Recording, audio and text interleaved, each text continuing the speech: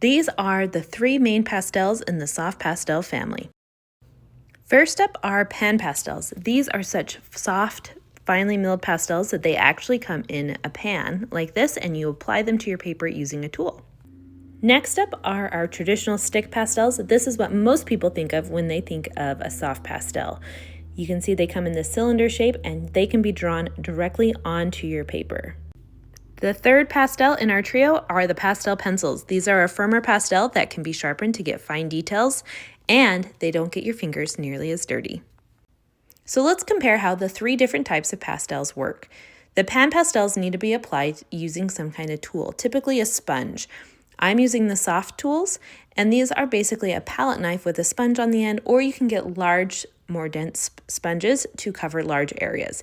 They come in different shapes so that you can apply your pastels in different ways. The pan pastels are so finely milled that they are incredibly soft, and you can get smooth, even blends with them that are really lovely, but they are not very opaque.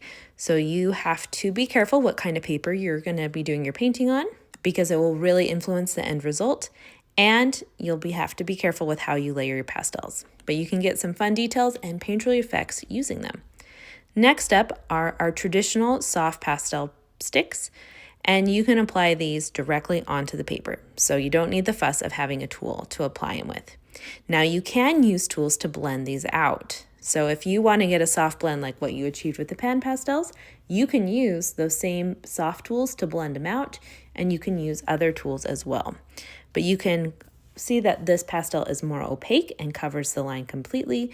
You can get fine lines, and you can cover large areas as well. If I remove the paper off the pastel, I could cover a very large area quickly. And now we have our pastel pencils.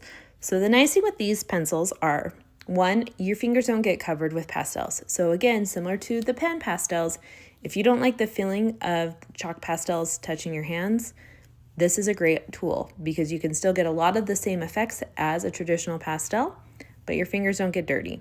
They are more opaque than the pan pastels, but not as opaque as a traditional pastel. The biggest strength with the pastel pencils is they don't break as easy as a traditional pastel, and you can get very fine details using them.